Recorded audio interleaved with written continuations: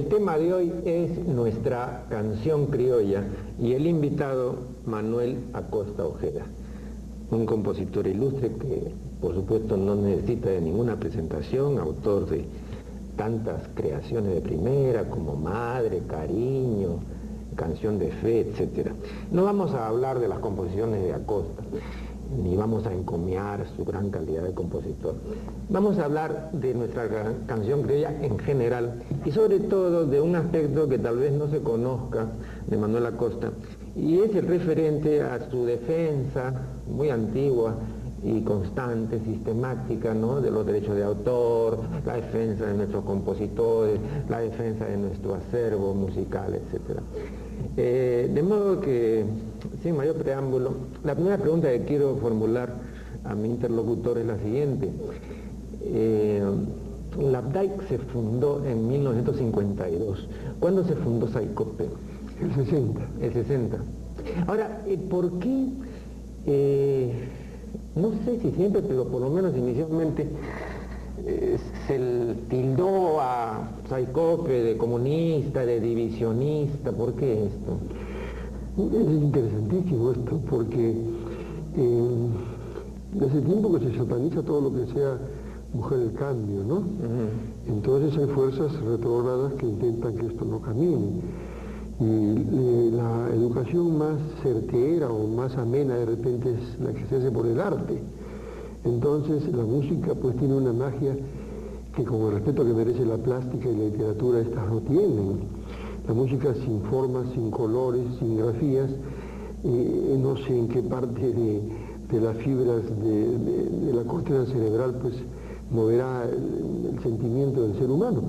Entonces nosotros hemos estado desde el 57 u 8 más o menos, se hizo un grupito, César Miró, Chabuca Granda, Filomeno Ormeño, Sotomayor, varios de los autores consagrados, y algunos de los muchachos de esa época, un servidor, Nicolás de Santa Cruz, Augusto Polo Campos no aparecía todavía, Mario Caballero no participó, estaba en el otro lado, Serafina Quinteras, Amparo Baluarte. Lo que queríamos era que no... Perdón, cuando dice usted que Polo Campos no aparecía todavía, ¿en calidad de qué? Como famoso, digamos. No, ya había hecho canciones. Sí. Y bonitas además. La Jornada de Colón, cuando Cristóbal Colón pasó por Lima, bendito una broma, porque Colón nunca pasó por Lima, creo que yo sé. ¿Hay Raquel también, creo? Hay Raquel, muy interesante, con un contracanto, contrapunto, que parece algo... Eso lo popularizan los troveros, ¿no? Los troveros criollos con Garland y Pérez, muy, muy simpático. Esa era una canción criolla bonita. Entonces cuando empieza a aparecer víbora, tronco seco, mujer malvada, maldita, empezamos a acordarnos de Borges cuando habla pues del cornudo argentino, con los tangos que eran tan hermosos y después se van tergiversando. Bueno, pero volviendo un momento... Por eso es que ahí nos reunimos un grupo para cambiar la ABDAIC. ¿Quién fue su primer presidente? Fue una orquesta de 52, 2 periodos. Después Centro Pepe Santiago, y ahí se hizo este grupo, en el que el presidente queríamos poner a Sotomayor, se terminó de vicepresidente, yo era secretario general, Chabuca Grande, no me acuerdo, una bonita lista, pero el gran error fue enunciar o anunciar que íbamos a obligar por estatutos que se aprendiera partitura, que se supiera orquestar, que se supiera dividir, ¿no? Y nadie quiere estudiar últimamente, y en esa época tampoco. Entonces la gente nos abandonó y se proseguía con esta cosa, es un poco ingrata, pero vale la pena recordarla porque hay gente que escucha el programa, que ve este programa con gran atención. Felicitaciones además. Muchas gracias. Entonces, bien claro es cómo empieza la gran venta de discos.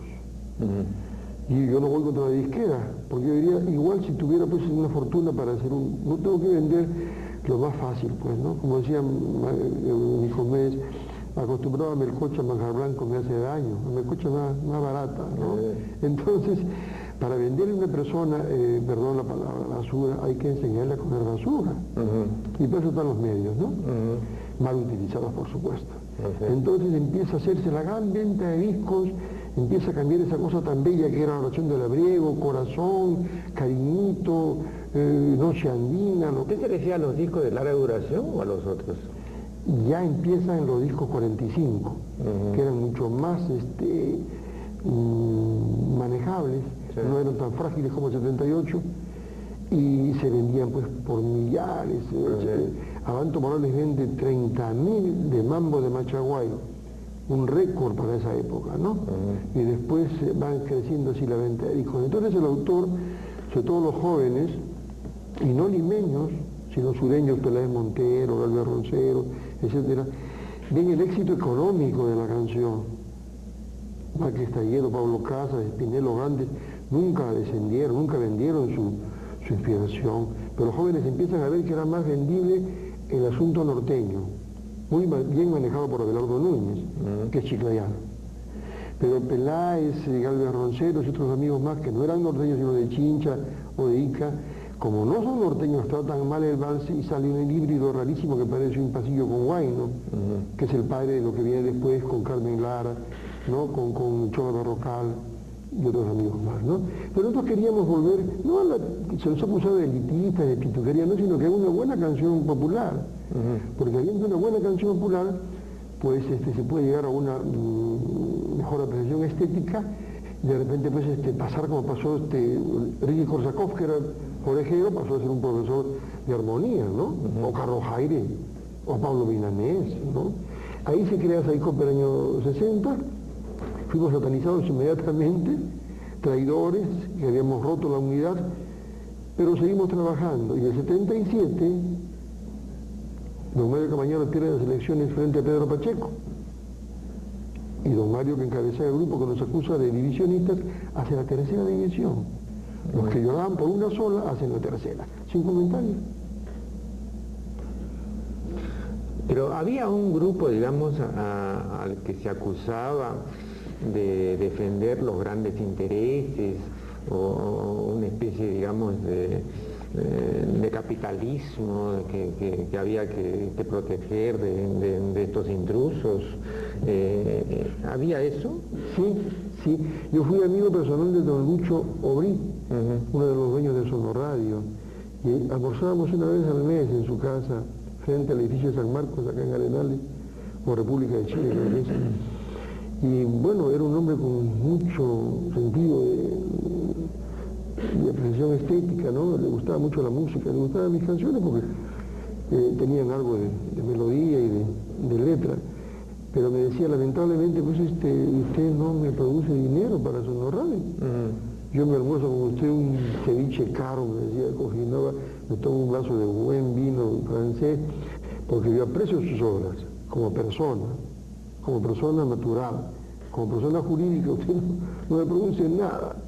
En cambio, me interesa la gente que hace popurrí, que fue un asesinato, porque lo que ha trabajado un sambo o un cholo con tanto cariño, plantear un problema, desarrollarlo y buscar la resultante, en Anita o en Ventanita o en Corazón, cantan un pedacito, lo cortan, cantan otro pedacito, lo cortan y la gente no se informa qué dijo el pobre diablo que hizo la canción. Sin embargo, me permitiría hacer una observación de pasada. Yo recuerdo que en alguna ocasión doña Eloísa Angulo se quejaba de que las disqueras, o una de las disqueras, que era la disquera para la que ella grababa, se reservaba el derecho de seleccionar los temas que iban a ir en el larga duración. Y ella insistía en que ella quería cantar estos temas y no los otros. Y los señores de la disquera le decían, eso será pues cuando usted haga la inversión. Pero en este caso el que corre el riesgo y el que hace la inversión soy yo, de modo que me va a permitir a mí hacer la selección, o si no se va a otro sitio. ¿Usted no cree que hay cierta lógica en eso?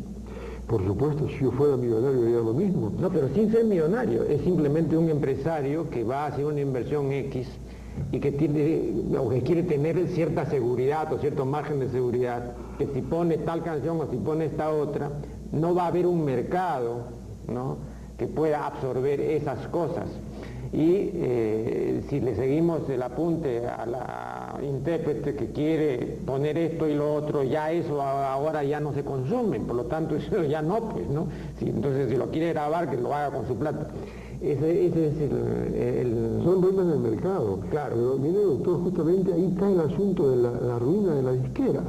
Increíble las contradicciones.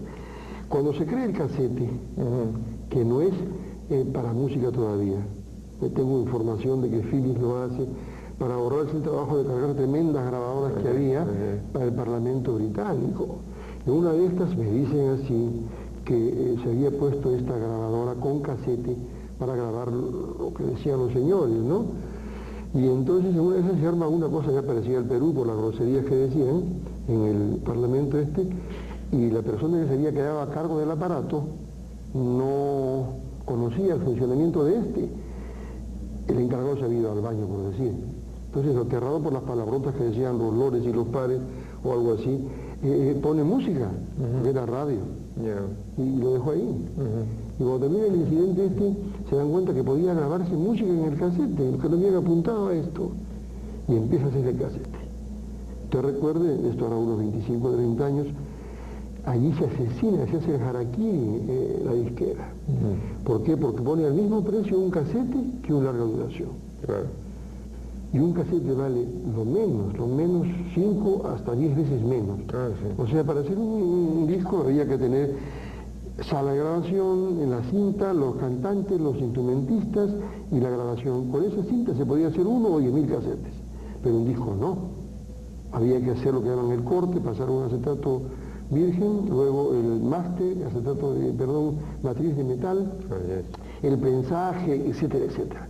Entonces, cuando ponen el mismo precio estos dos artefactos musicales, pues se clavan el puñal porque nuestro paisano, para orgullo nuestro, como decía Ferrando, Dios es peruano, unos huancaínos en un momento de apuro agarran un casete que compran de 60 minutos, 30 y 30. No pueden comprar el de 40, que ese era para las disqueras, porque el disco tenía 18 minutos por lado, la duración. Y agarra pues y pone, por decir, a Mamelba, ¿no? Un lado y le queda para el otro lado 2 canciones. Le sobran 20 y tantos minutos. Agarra Lucho Barrios, Pedro Tiniano, Gibler, Los Panchos y Lucho Gatica. Y lo pone a la venta en la avenida Bancay, mientras uno espera su microbús, y uno escucha ahí, cuando demora tanto el ómnibus, escucha pues a Mamelba, después a Los Panchos, después a Pedro Tiniano, Lucho Gatica, los 3 diamantes. Oye, sobrino, ¿qué es eso? Ah, papá, ese es mío. ¿Y quién nos sacó? Ah, qué secreto. Porque la disquera no podía hacer eso, no por lealtad comercial, sino porque cada uno tiene un catálogo. Solo Radio, que representaba a Columbia, X catálogo, Los Panchos, por ejemplo, Virrey, que representaba a Philips, su catálogo. Este señor tiene un catálogo, graba todo junto. Entonces le dice, oye, pero ¿cuánto vale? El disco costaba, por decir, 10 soles, 5. La mitad lo costaba el disco. Y con 20 canciones, 10 por cada lado. Y encima le dice, sobrino, ¿me puede sacar qué sé yo, a Gatica? No lo resisto. Ponme pues a los 3 diamantes. Te va a costar un sol más. Ya pues mañana. En el disco no se puede borrar nada. Y un disco siempre trae la mitad de hueso, como se dice en criollo, ¿no? Carnecita, 2 o 3, y tiene que comprarse todo el disco, con lo que a uno no le interesa porque no se puede partir el disco. En el casete no puede poner una canción de encima de otra. Entonces ahí empieza la ruina de la disquera. Porque si el casete se hubiera vendido a su precio, no había piratas de casete, como nunca hubo piratas de disco. Es un pequeño recuerdo, no estoy diciendo al pirata, sino sencillamente explico un poco el asunto, ¿no? Yo recuerdo que cuando estaba en el canal 11 hace muchos años, hace aproximadamente 25 años. Ahí entrevisté un discípulo suyo. Roberto Ruiz, que desgraciadamente pocos años después, 2 años después, falleció en un accidente automovilístico. Sí, lo recuerdo. Bueno, en esa época yo podía apreciar que había una mayor acogida en los medios, ¿no? de lo nuestro, ¿no? En el Canal 5, por ejemplo, ¿no? Había programas de música nuestra, ¿no? En las emisoras, no se llegaba a los niveles a los que se podía llegar, por ejemplo, en México, donde incluso creo que había un número ya establecido de horas, ¿no? El 1 por 1, digamos. Sí, claro. Pero lógicamente se hacía algo en pro de nuestra canción, ¿no? ¿Cómo se explica que posteriormente esto se fue diluyendo y la presencia de lo nuestro, de nuestra música criolla, fue cada vez menor, definitivamente cada vez menor? Y cuando había esta presencia, ya eran voces nuevas, era un estilo distinto, eran formas híbridas o eran formas aboleradas, etcétera, ¿no? ¿Hay alguna relación entre el gobierno militar y esta difusión, por lo menos temporal, que tuvo nuestra música? Creo que es importante. No se ha analizado bien el gobierno de Velasco, me parece, hasta ahora, ¿no? Fue un fenómeno muy especial, ¿no? Los que conocimos como represores del pueblo aparecen como defensores de él. Esto había que ver hasta qué punto fue cierto o no. En lo que usted conversa, sí apreciamos un gran deseo de mejorar la cultura, no solamente en la música, en la poesía, en la pintura, en la literatura. Hubo muchas cosas interesantes, ¿no? Entonces, que es un poco al revés lo que pasa ahora, ¿no? Parece que fuera enemigo de la cultura de nuestro gobierno, ojalá que me equivoque. Pero de hecho, yo recuerdo, por ejemplo, que yo hice un programa, porque acababa, no acababa, pero era más o menos reciente el libro de Sergio Zapata, titulado Psicoanálisis del Vals, ¿no? Pero bueno, y donde se analizan, pues, ¿no? la letra de diferentes... Pero mal tomada, pues, doctor, al igual que su papi Freud, ¿de dónde toma él sus consultas, no? Del público. Sí. ¿Qué cosa escucha el público? ¿Qué escucha un molientero, un policía? ¿Escucha la radio? ¿Qué cosa toca la radio? Lo que hemos comentado, los discos, que tienen carnecita 10% y hueso el resto. Entonces, ¿qué cosa aprende la atención primaria? Lo más rápido, lo elemental que tenemos, el facilismo, ¿no? La ley del menor esfuerzo. Sí. Lo más sencillo. Entonces, aprenderse oración de la vida o aprender víbora es mucho más fácil aprender víbora. Bueno, ahora yo recuerdo que cuando yo hice ese programa, invité a Chabuca Granda. Yo no la conocía, ¿no? La invité por teléfono y me dijo, hay un pequeño problema, pero solucionable. Yo estoy viviendo ahora en Chosica y el programa se transmitía en vivo a las 9 de la noche, el día sábado. Entonces me dijo, voy a tener que venir, pues, y me voy a quedar a dormir aquí en casa de algún familiar, en fin, y porque quiero cumplir con usted, muy amable por esta invitación. No, qué ocurrencia, para mí es un honor, o será un honor, le dije. Bueno, y efectivamente vino, ella manejaba en esa época, recuerdo, un carrito Volkswagen amarillo, si no me equivoco, y se presentó, pues, minutos antes de las 9, y fue una de las personas que intervino, ¿no? Y bueno, dialogamos, ¿no? Sobre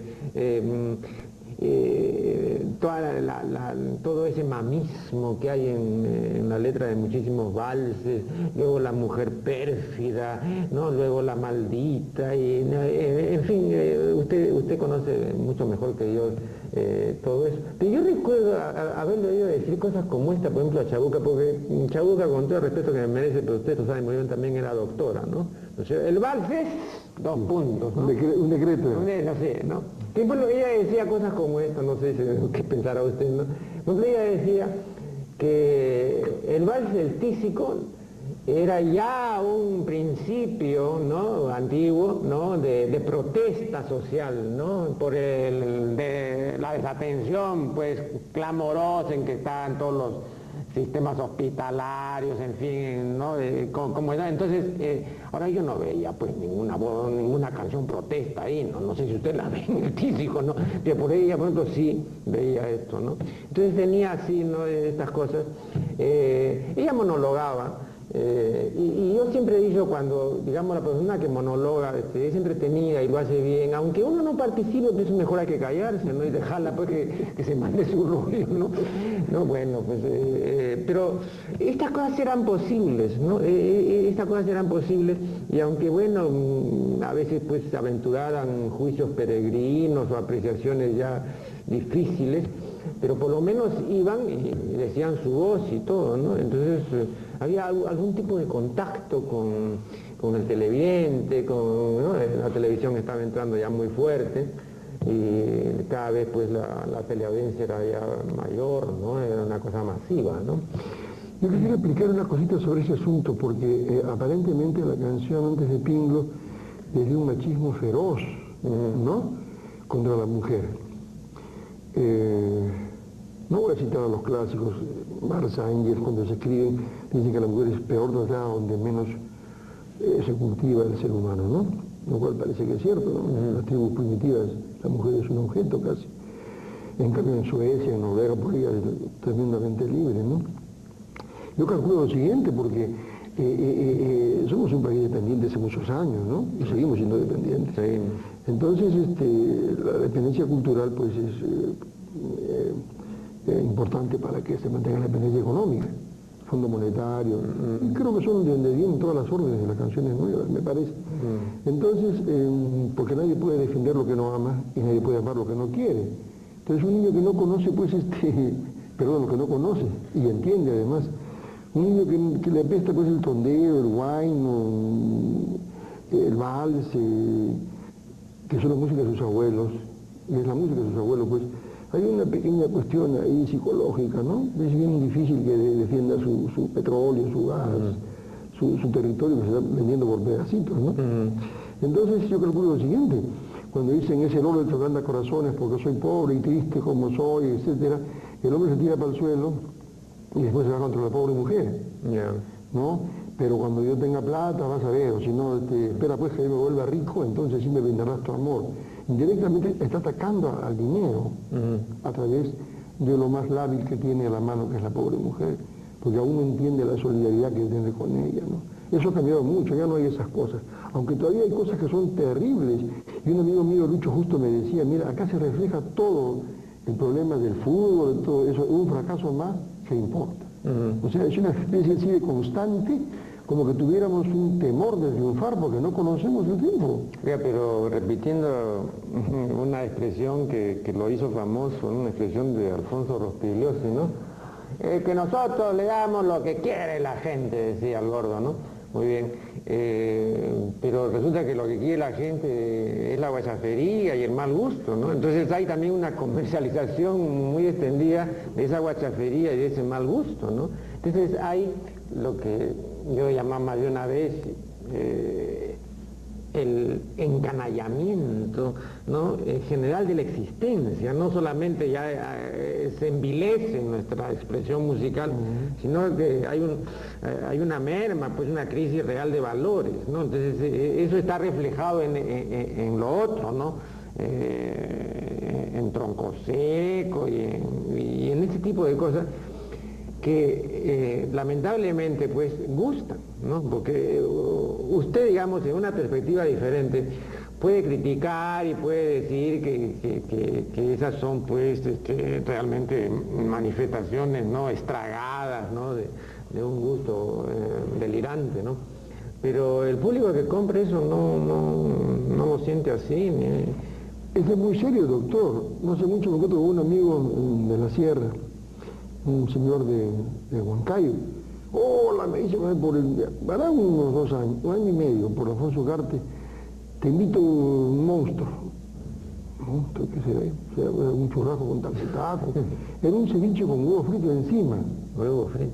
Entonces yo sentí un poco de náusea, pero le metí un poco de cerebro y me lo comí, pero en verdad era bien desagradable. ¿No? Entonces esto indica cómo los gustos van siendo modificados, me parece que fueron planificadas, ¿no? Porque para estragar un paladar mental hay que tener mucho cuidado, hay que hacerlo con mucho cine, opio, con mucha televisión, opio, con mal periodismo.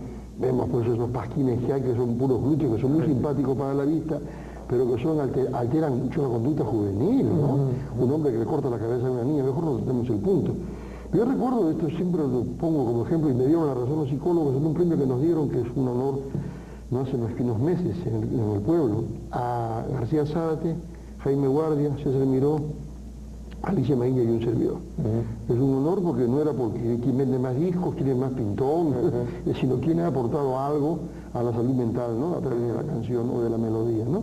Y ahí conversando con el decano Caroso y con otros señores ya fuera de la conferencia, recordaban lo que dije hace unos 35 años. Cuando era un niño, mi padre me llevaba a sus fiestas, a sus jaranas con su guitarra, cantaba yo chiquito escuchando, y la gente que tenía plata al terminar esto a las 5 de la mañana se iban a la parada a comer un caldo de gallina.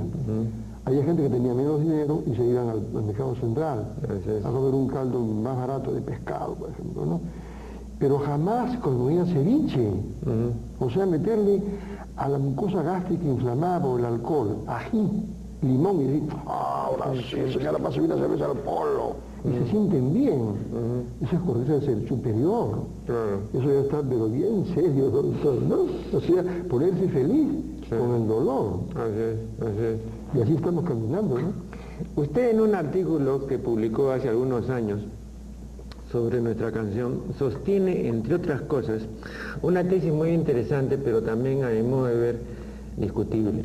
Usted dice que el verdadero creador de nuestra canción criolla es el negro. ¿Por qué? Bueno, habría que ver primero qué cosa es criollo. De lo que yo recuerdo... Usted que, claro, usted también, esa es otra parte, ¿no?, que quería yo puntualizar. Usted llega pues a decir, después de hacer, ¿no?, algunas apuntaciones etimológicas y semánticas sobre la palabra criollo, que bueno, en resumen, criollo es igual a mestizo, ¿no? O no nativo, ¿no? Claro.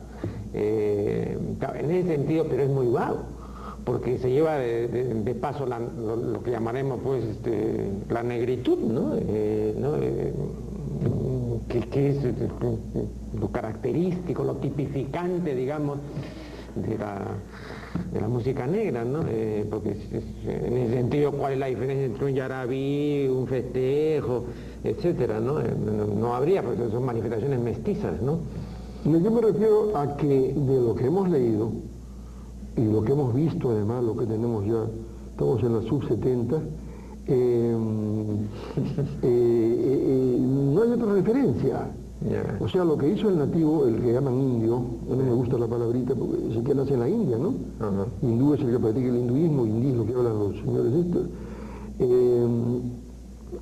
El negro peruano es un negro muy especial. Yo he dicho un poco en broma, no le gusta a mis amigos fritos, iba a decir, perdón, negros, si lo pelamos como un plátano, adentro encontramos un cholo, pero el cholo no como raza, sino como mestizaje de mestizajes, mestizaje de culturas, ¿no? Guillermo Durán, que es blanco con ojos azules o verdes, rubio, el otro día casi me hizo llorar de gusto, me dijo, yo soy cholo. Al fin entendió que cholo no es una raza, cholo es un mestizaje de culturas. Entonces el negro peruano es un negro de pigmento. El negro peruano nunca practicó el vudú, la santería, el ñaño, no hizo un lenguaje como el que se usa en algunas partes de América Central. El negro peruano sí comió chuño, comió oca, comió yuco. El negro peruano se ponía hojotas, chullo, se ponía poncho. Es un negro muy especial, por eso es que no hizo nunca jazz, nunca hizo spiritual, nunca hizo blues, nunca hizo calipso, nunca hizo samba. Porque el negro que llega al sur de Norteamérica triunfa culturalmente, porque se encuentra con tribus secuestres, con residuos muy respetables de pieles rojas, que lo más que dejaron en un tótem de madera. No hay nada parecido a Chan Chan, menos a Machu Picchu y a Sacsayhuamán, ¿no? Igual en Brasil. Entonces ahí se siente realizado el negro y vence culturalmente. Acá es derrotado. Acá sigue siendo negro, pero se encuentra con taglianes, con mochicas, con chimúes, una cantidad de culturas que no eran tribus, ¿no? José Carlos Marretti mismo se cae en su primer ensayo, dice las tribus preincas, que las tribus iba a decir Tiwanaku, Cuwari, ¿no? Entonces falta información, ¿no? Entonces yo me atrevo a decir que el negro peruano es eso porque no conozco otra persona que haya hecho la zamacueca, el zambalandó, el alcatraz, el panalillo y todo lo que se conoce. Ahora después ya, además el valse mismo, el valse nace en Malambo, el valse, que como decían los negros, para diferenciar de vals, que es germano, es en Malambo, y no se bailaba, era una forma de espíritu el del negro, porque la famosa libertad de Castilla fue un saludo a la bandera, el negro seguía siendo negro, y hasta ahora es discriminado en muchas partes, ¿no? Salvo que sea futbolista y cambia la cosa. Bueno, pero eso, digamos, en una sociedad racista no tiene por qué sorprendernos. El otro día, conversando con Luis Johanovich sobre el señor Alberto Fujimori, yo le planteaba justamente eso, cómo explica él, o cómo explicaba él, que en esta sociedad racista, ¿no es cierto?, porque quisiera manifestar lo que ya manifesté anteriormente, ¿no? El racismo es lo natural.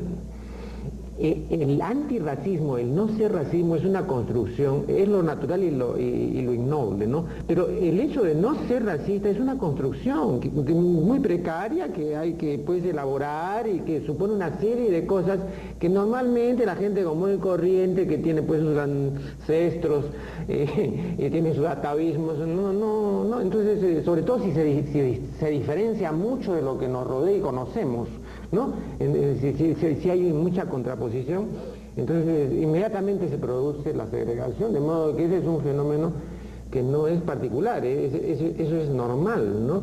Pero yo le decía cómo, por ejemplo, esta sociedad racista eligió a Fujimori, ¿no?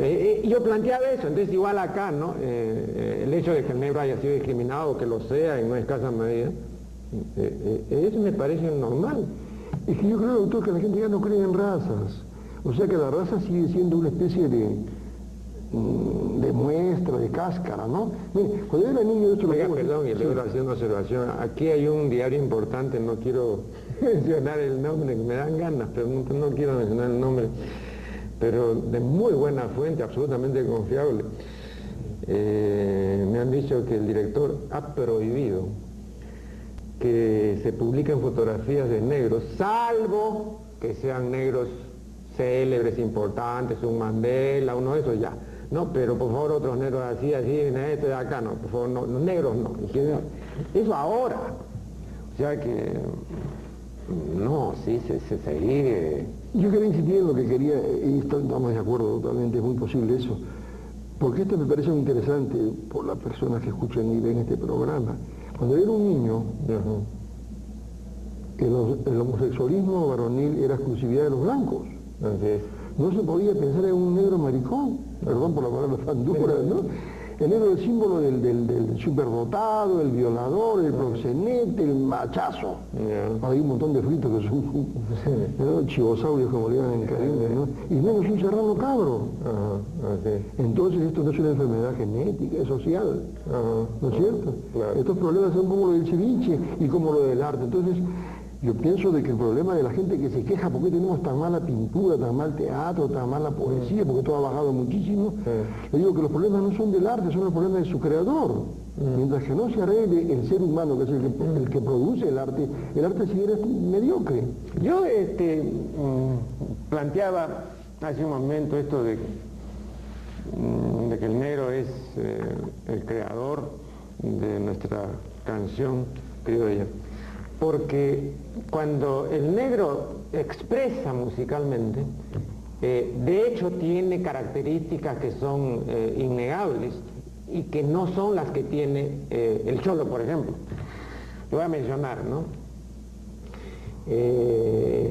Si un cholo se mete a cantar un festejo, ¿no es cierto? Es como si un negro se pusiera a cantar yarabí, es un atentado. Entonces es algo que puede hacerlo, por supuesto, ¿no? Y esas barbaridades se han hecho, pero no, pues es inadmisible.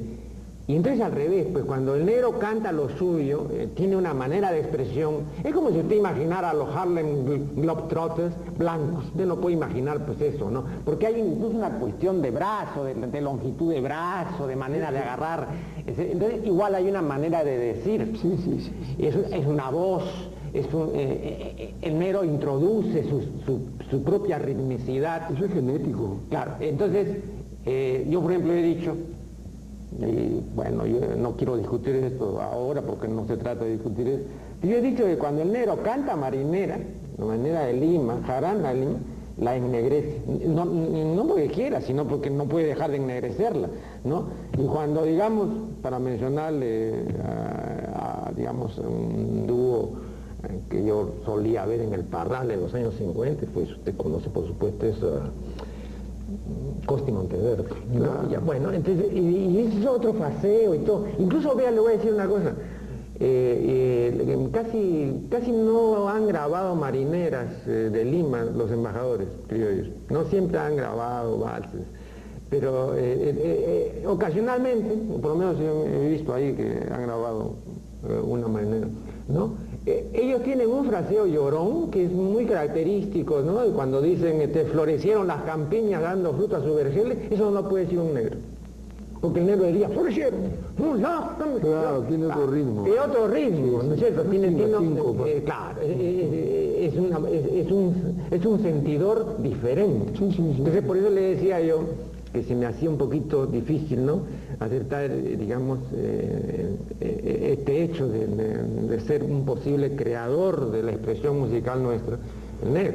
Que no hay otros datos, pues, lo que dice Cuché, lo que dicen casi todos los que han recogido esto, hablan de 1600 y pico, de 1580 más o menos, en el Cabildo, mandato, y se habla de los negros cantando Panalivio, cantando otros términos que no recuerdo bien los nombres ahorita, ¿no? Ahora, eso no quiere decir que sea el dueño absoluto, ¿no? Algo tiene que haber creado el nativo y el español, ¿no? Es indudable, pero no hay mayor información. Pero cuando yo escuchaba, por ejemplo, a los Ascos, ¿no?, sobre todo a Augusto, marinera. Sí, pero cuando yo los escuchaba, también cuando él decía cosas, no le explicaba, esta es una persona muy informada también, pero también él era el depositario de la verdad, ¿no? Por ejemplo, yo le escuchaba decir, no sé si será cierto, ¿no?, que, usted sabe que la Concheperla se atribuye a doña Rosa Mercedes, pero por lo menos le puso música, ¿no?, o por lo dicen. La transcribió la partitura. La transcribió. Sí. Pero Ascos decía de que eso él lo había escuchado como tondero, ¿no?, y mucho antes. La parte final, es un tondero antiquísimo. Es un tondero antiquísimo. La parte final. La parte final. Ahora no te vas, ahora no te vas, y tú, si tienes plata, decía, mañana te irás. ¿No? Entonces parece que eso le agrega a Rosa Mercedes. Esto es interesante, Gamarra es el autor de la letra. El Tunal. No sé por qué en el colegio no nos enseñaron que Chile nos invadió 3 veces, 37, 38 y 39 del siglo pasado. El 39 derrota el ejército peruano-chileno al peruano-boliviano. Venía Castilla, venía Gamarra, venía de la Fuente, venía Pardo de Aleu, un montón de jóvenes segurísimos de que Santa Cruz era un tipo que se iba a apoderar del Perú. Cuando solamente se iba a conseguir que el país fuera lo que fue, ¿no? Que el Sambo Sucre lo partió en dos para alegar la vanidad de Bolívar, ¿no? Entonces, del otro Sambo. Claro, porque era dañino ese tremendo país contra las pretensiones chilenas, argentinas y hasta brasileñas, ¿no? Entonces, hasta ahí se llamaba Zamacueca nuestra danza nacional. Allí cuando Castilla le quita el mando a Bulnes y Castilla derrota a Santa Cruz, le ponen chilena, como siempre tan buena gente los peruanos, a la Zamacueca. Y se llama así hasta el 79, en agosto, cuando escribe Rasgos de Pluma a Gamarra y dice que hay que cambiar todo ominoso nombre que nos recuerda al grosero invasor. Entonces, ¿por qué Gamarra no ordena, si quería recuperar la Zamacueca, al juglar José Alvaradito, que es el que pone la melodía, hacer una Zamacueca? Estamos hablando de hace 100 y pico de años. ¿Cómo sería la lucha negro-chola, ¿no? Y Gamarra era serrano, de Guamachuco, Sarín se va al pueblo. Entonces, me imagino que Gamarra no tenía simpatía por los negros. Por eso es que la Concheperla no tiene nada de Zamacueca. La parte final es un tondero, la primera parte es una canzoneta. Usted sabe que Gamarra se ponía disforzado cuando se pasaba de copas, ¿no? Doña Adriana de González Prada, en su obra Mi Manuel, ¿no? Cuenta pues que lo solía visitar mucho, ¿no?, a los González Prada, el tunante, y a veces llegaba pues ya picadito y le seguía metiendo, ¿no? Dice que se acercaba, don Manuel pues estaba patriarcal ahí, ¿no?, en su sillón, y se sentaba encima de don Manuel y le decía, mi Pradita, y se la agarraba así, mi Pradita, y el otro se ponía pues muy incómodo, ¿no? Lo cuenta graciosamente, ¿no? Mi Pradita, le decía. Imagina usted al tunante sentado encima de don Manuel González Prada. Después lo expulsó González de su grupo. Sí, pues, esas cosas ya son nacionales. Sí. Eso es interesante, doctor, porque entonces, ¿qué pasa? De que yo saco mi cuenta de que la marinera limeña no es mejor dicho, el canto de jarana no es la marinera limeña. El canto de jarana, a que llamamos marinera limeña, viene de la Zamacueca, que era más bien baile. A la Zamacueca, que tenía los primeros versos heptasilábicos y luego de 8, al revés que el canto de jarana, que primero son de 8 y después de 7, una seguidilla. Me parece, es una especulación, si no les gusta pueden refutarla, pero hasta ahora va caminando. El contrapunto no era en Zamacueca, el contrapunto era en décimas, con una guitarra, como se hace el punto cubano, la paya en Argentina, Uruguay y en otros países de América Latina. Entonces esa división triple que yo le escuchaba a don Augusto Ascuez, ¿no? De marinera en mayor, marinera en menor, marinera de término. No, de término es cuando tiene una congruencia, un argumento. Se habla de amor, se prosigue con amor en la segunda de jarana y se remata con amor. Si se habla de sacerdotes, se empieza con sacerdotes, se sigue y termina con sacerdotes. Eso es de término, o sea, tiene un argumento. Con término es cuando se le pone una muletilla, un zarcillo, samba zambita, bruja jajay, ¿no? Entonces se usaba de 5-3. Pero volviendo a los sentidos, yo pienso que como las tres maneras y dos reverbos. El que ganaba de 5-3 había ganado. Augusto no aceptaba eso. No aceptaba. Se molestaba contra Nicomedes. Pero Nicomedes tenía más razón. Augusto decía que era de 5-3 porque eran 3 baileras y 2 rebalosas. Claro. Lo cual no indica competencia. No, pues. En cambio, como el cachito, ¿no? El que gana de 5-3. Claro. El que hace 3 palitos ya ganó. ¿No? Entonces, como el contrapunto era en décimas, y yo he estado en eso muy jovencito con Carlos Vázquez, hermano de Porfirio, 3 noches con 2 días el negro cantando, con una guitarra ajena, que eso es bien difícil porque era más cómodo cantar con un guitarrista amigo, que le hacía tum para pam, un montón de floreo para que uno vaya pensando. En cambio el enemigo pum para pam, y tenía que entrar uno, ¿no? Algo y el señor se tumbó como 6 contendores ahí en Baibajo, un pueblo pequeño junto a Cañete. Entonces me imagino que eso pues no podía darse todos los días, solamente en festividades. Claro. Entonces el negro agarra las cuartetas de la décima, en la primera cuarteta octosilábica, y la coloca en la primera parte de la zamacueca. Y así que se llama canto de jarana, es porque era preferentemente cantado, no bailado.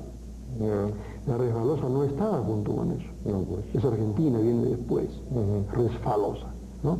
Y las fugas que sí tenían No, y hay para allá grabaciones donde ya después modernamente se unían las dos cosas, ¿no? Pero y he visto todavía, por ejemplo, en el disco de homenaje que hizo Sonoradio a Rosa Mercedes, ahí se cantan separadamente, ¿no? O se repetía, pero decía, no hay primera sin segunda, y se repetía la marinera, pero no venía la resbalosa. No, pues. Se bailaba separado la resbalosa, ¿no? Dígame, ¿y es cierto que también antes el aguaniz no se bailaba? El aguaniz parece que es serrano. ¿Ah, serrano? Hay aguaniz de serrano. Es el asunto que se me ha quitado el problema mucho. El blanco prefería al negro. ¿Por qué? Porque el negro le costaba plata. Entonces, cuando un negro niño, hablamos del siglo XVII, XVIII, enfermaba, el blanco lo sacaba de su galpón y lo ponía en el mejor cuarto de su casa hacienda, con las mejores cobijas y los mejores médicos, y el negro feliz. Se sentía mejor que el nativo miraba con odio, y mis hijos se mueren, si se moría un negro, había que comprar otro en Panamá. Si moría un queso, se traía de Matucana, no una patada, sino 100. Ahí viene un poco esa rivalidad, ¿no? Muy fuerte, ¿no? Y entonces el negro piensa de que lo prefieren, que él es superior al serrano. No es así, es por lo que costaba dinero. Entonces el negro está más cerca del español, el serrano no. Pero a veces, por ejemplo, usted por supuesto conoció a don Vicente Vázquez, pues, ¿no? Tengo entendido que incluso ha escrito sobre él, etcétera, pues un extraordinario guitarrista, ¿no? Pero tenía pues unas entradas de marinera y todo, ¿no? Con unos bajos y todo, inimitable y todo. Pero usted ha visto también otra cosa, que cuando él tocaba valses, también un poco amarineraba eso, no había una cosa, ¿y por qué? Ese es de su padre, de Porfirio Vázquez. Ah, de su padre. Porfirio Vázquez hacía el 3-4, porque el vals es 1, 2, 3, 1, 2, 3, a 6 por 8, o sea, pues, tundete, tum chac, cambiaba el ritmo ternario por el ritmo binario. Y era un negro muy hábil, muy querendón, don Porfirio Vázquez, ¿no? Entonces, a él se le debe esa alteración, que después ya aumenta cuando al valse se le pone cajón. Entonces ya el 3/4 que tiene el valse cambia a ser 6 octavos. Santa Cruz César se quejaba de eso en su libro del vals. Claro, yo una vez hablé con César Santa Cruz, y pues creo que es una cuestión de los años 60, eso de meter el cajón. ¿Esto creo que vino con Fiesta Criolla o...? Un poco antes, con Pancho Monserrate. Pancho Monserrate, pero Pancho Monserrate con quién tocaba. 52, 53, Canano también le metía cajón. Porque él murió en 57. Por ahí. El mismo año que murió Benigno Bayón Farfán, si no me equivoco. El mismo año. Claro. Sí. Pero yo le decía a Celso Santa Cruz, me dio un libro muy bueno sobre nuestro, ¿no? Yo le decía que a mí no me resultaba tan chocante esto porque yo recordaba un vals de Romualdo Alba, aunque él me decía que era el título de una zarzuela que se llama De Lima a la Gloria, ¿no? Y cuyo inicio es una estilización de marinera. Luego tiene varias partes, y el final es una estilización de Resbalós. Filomeno lo tocaba en piano. Exacto, lo grabó. Y entonces no tenía por qué sorprenderme si ya se habían hecho experimentos de ese orden. Incluso uno de esos experimentos, aunque creo que fallido, también lo hizo Chaguga Aranda, ¿no? Porque ella también compuso, aunque me parece, según Decio Avilés, pues estaba mal esa marinera, dedicada a don Pancho Braña. Sí. Pero había ya esas mezclas, o sea que tampoco no es una cosa reciente eso de meter, imagínate, usted tiene otros ejemplos donde en el vals se haya también introducido.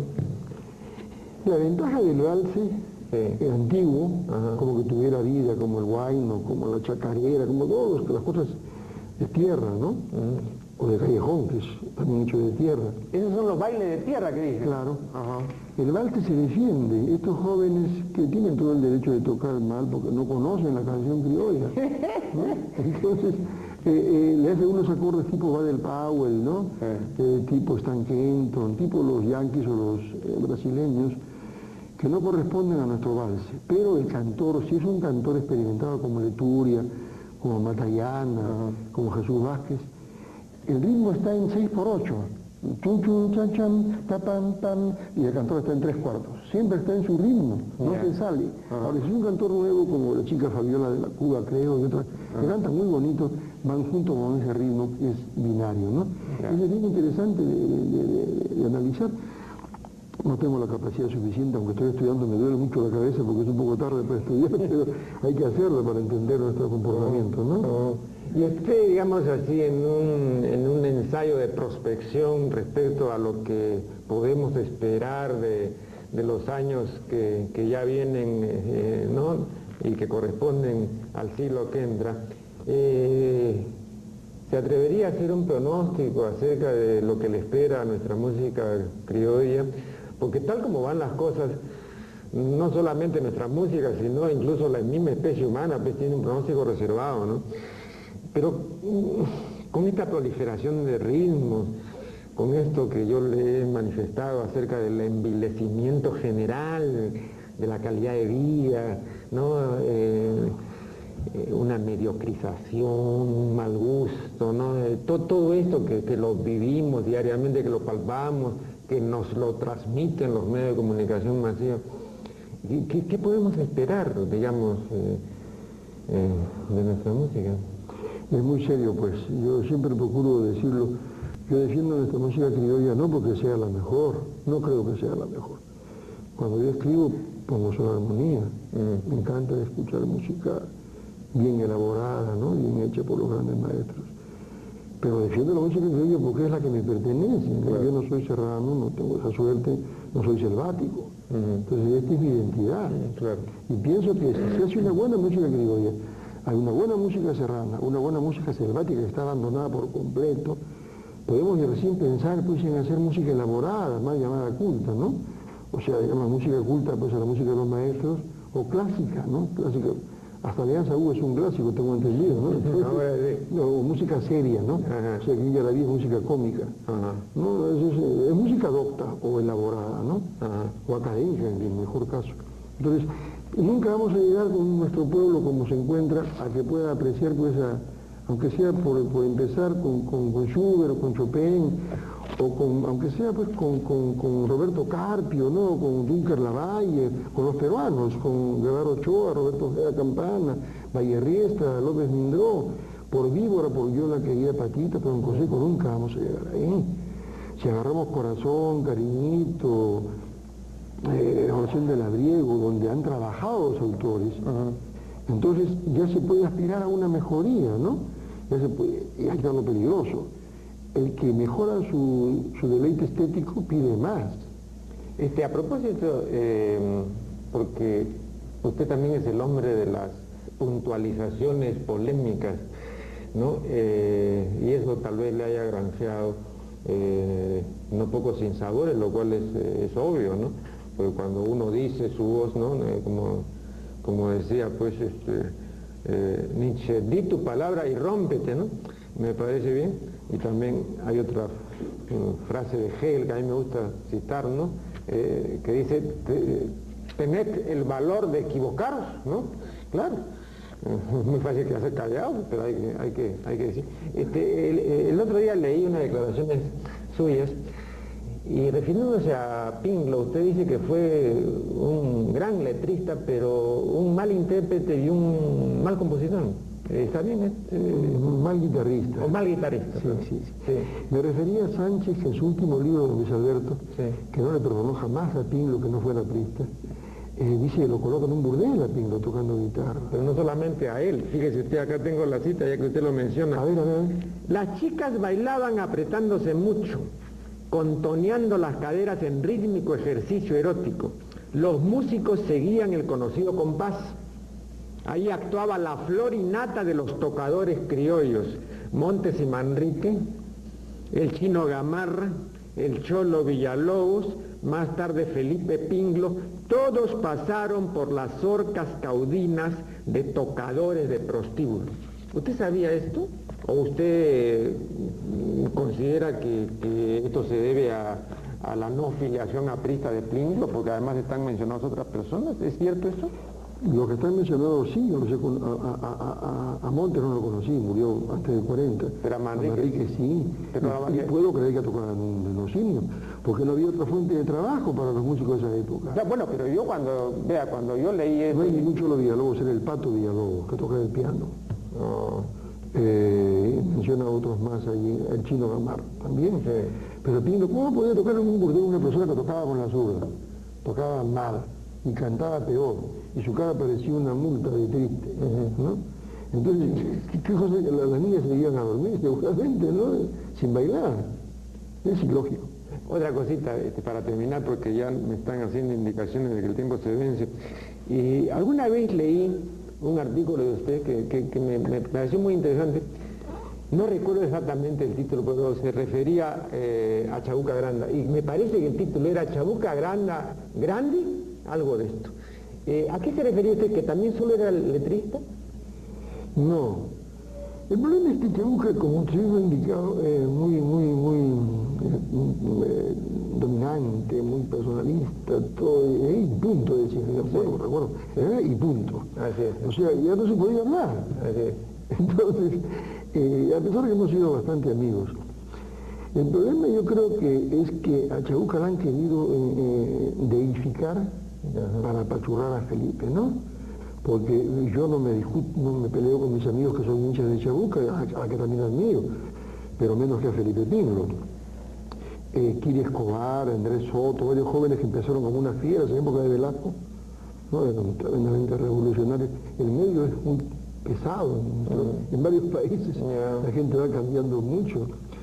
Entonces, yo les digo que no puedo ponerle que ustedes sean hinchas de Chabuca, sencillamente que si ustedes prefieren una negra que vaya con sus tremendas caderas moviendo el puente a un niño que vende periódicos, el Canillita, o un caballo de paso que va pues a Mancay cantando con los cascos, a una chola que cosía en su máquina chinker hasta las 2 de la mañana porque un malnacido la dejó preñada en la avenida Mancocapa, la obrerita, es cuestión de posiciones. Ahí me interesa una canción que me haga pensar. Y le decía a una amiga ya en plan de broma, ¿no? Oiga, a propósito de eso de que le haga pensar, ¿qué opina usted de algo que a mí siempre me ha parecido a mí? Bueno, no quiero calificarlo. Cuando Felipe dice, Señor, ¿por qué los seres no son de igual valor? Oiga usted, pero ¿cómo sería si fuéramos de igual valor? ¿Qué cosa quiso decir él? Eso habría que, analizarlo. En la parte positiva yo veo una una cosa muy interesante porque él nace en los barrios altos, se cría en barrios altos, lleno de virgencitas, santitos, corazoncitos y toda la mitología esta cristiana que es tan simpática. Yo soy cristiano, por supuesto. Y sin embargo, ¿cómo se atreve a decirle así? Era una cosa muy fuerte, ¿no? Preguntarle a su Señor por qué los cielos no son de igual valor. Hay una queja, ¿no? Ahora, todos los tipos que he conocido, los viejos, decían de que ese val lo hizo Felipe en mi casa. Es mentira, ¿no? Cuando hace sueños Dios lo acusan de opiómano. Y eso es falso, pues, porque entonces, cuando él hace espejo de mi vida, y dice, ya estoy viejo, hay arrugas, y tenía 30 años, ¿no? Tenía las arrugas, tenían en la esquina donde debía un montón de plata, por deuda. Pero no tenía el espejo. Bueno, desgraciadamente tenemos que poner punto final a esta entretenida e interesante conversación con Manuel Acosta Ojeda, a quien agradecemos por su colaboración, y con ustedes será hasta el siguiente programa.